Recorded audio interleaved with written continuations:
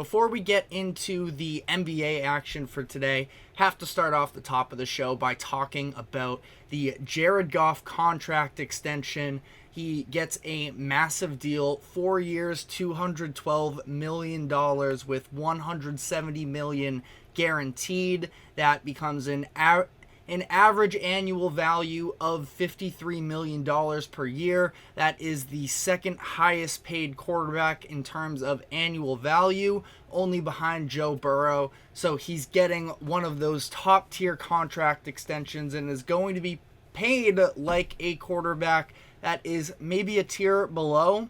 You could even argue maybe 2 tiers below the up-and-coming stars of the NFL, such as Burrow, Lamar Jackson, Patrick Mahomes, etc.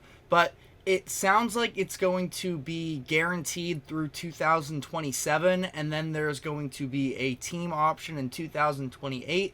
We don't have all of the final details fully released just yet, so we will definitely keep you updated on that. But again, it sounds like the next few years are going to be fully guaranteed, and the Lions are locked in with their quarterback. Goff is still just 29 years old, so it is something where it doesn't feel like the cliff is necessarily on the horizon for him to fall off of and see his play drop because of age. It's just a matter of there's a lot of people who don't really believe in Jared Goff still, despite the fact that last year he played really good football. And it's this conversation of, is he a top 10 quarterback? Is he a top 12 quarterback?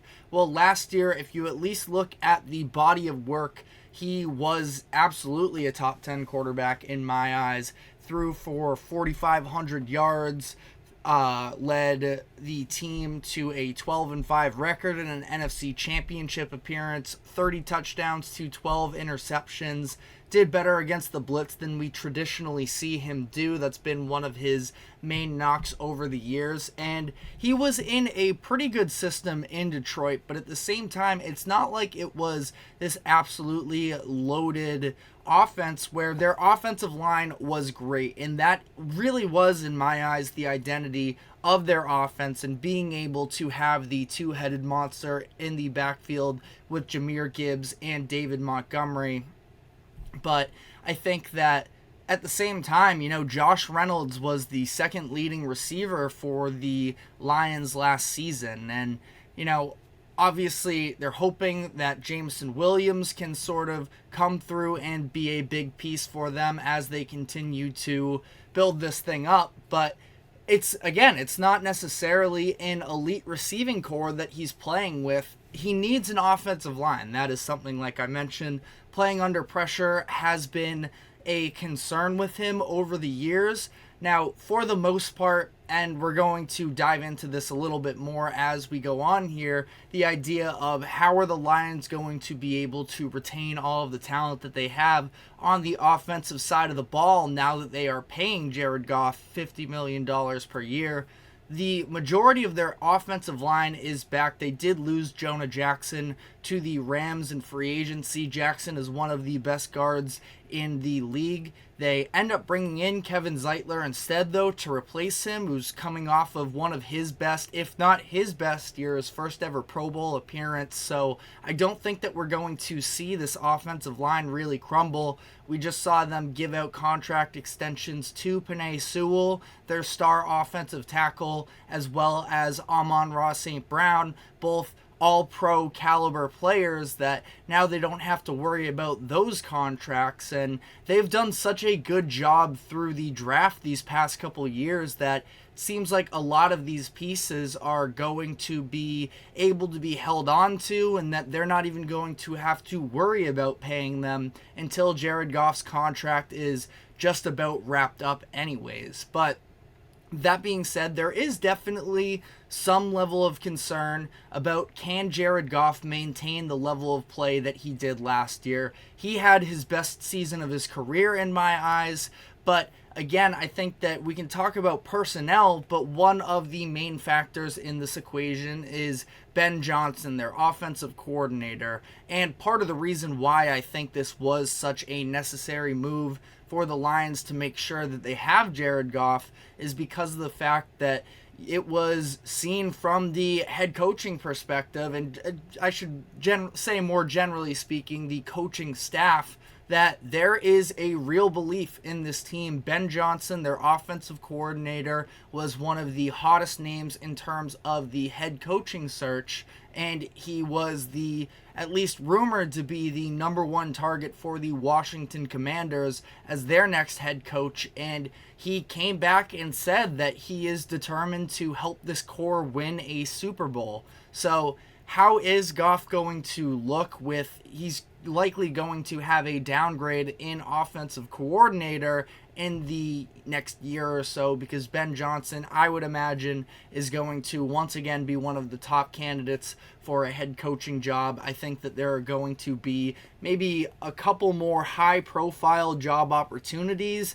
in the 2025 offseason, but that is something to at least consider. Would like to steal a little bit more if you knew that Ben Johnson was going to be there with Goff throughout this process. But either way, we may have already seen the development from Jared Goff that we needed to at least get him to be to the point where this type of a contract isn't going to hurt them. And there is absolutely a conversation to be had about the idea of, should the Lions have paid him all this money, or was it worth them rolling the dice a little bit on this upcoming season and seeing how he performs there? Because if Goff were to have let's say the exact same caliber of season in 2024 as he did last year, he would make more money next offseason, because there would be a team out there that would be willing to pay him probably a little bit closer to the $60 million range. And I think that for the Lions, getting ahead of this as soon as possible, as long as, let's say in a perfect world for them, that Goff is not going to fall off, that we see this time and time again with the quarterback market. It only continues to climb. There are a couple other pretty big names that are going to be out there, and Tua Tagovailoa, Dak Prescott, of course, Trevor Lawrence is going to be getting a contract extension soon enough as well. So when all of those start to roll in, that is also going to drive up the price for Jared Goff. So again, I think that as long as the Lions are believers in him, and it sounded like really from the time that Goff came into the building, and even when the Lions still weren't good in his first couple of years there, they did have some sense of belief. And it's coming a long way from the fact that Goff was basically a throwaway in that trade that sent Matthew Stafford to the Rams, that the Rams had to throw in this extra draft capital just to move off of the contract of Jared Goff, and now the Lions are going out and paying him $212 million. So it's been a really nice redemption story for Goff, but again, it doesn't come without some level of potential scrutiny. And again, I myself am not bashing the Lions for this decision. I think that in these types of instances, to a certain degree, when it comes to the quarterback position, stability is the number one thing. And it's clear that all of the guys sort of rally around Jared Goff, and they do believe in him. The coaching staff believes in him, and he did a really good job last year. And even you could see it a little bit developing in the latter half of the 2022 NFL season when the Lions were sort of ramping into shape there. But that being said, again, there is definitely some level of, is Jared Goff going to sort of turn into a pumpkin again? Because this could feel like it has a very similar feel to what happened when he was given the big contract extension when he was with the Rams all those years ago, and ultimately that didn't end up working out for them. But I think that Goff is a far better player today than he was early in his rookie years, and there are definitely limitations. And when you stack him up to the other names that he's being paid with, it is very easy to say, well, he is clearly not on that same level. But at the same time, again, we see this time and time again.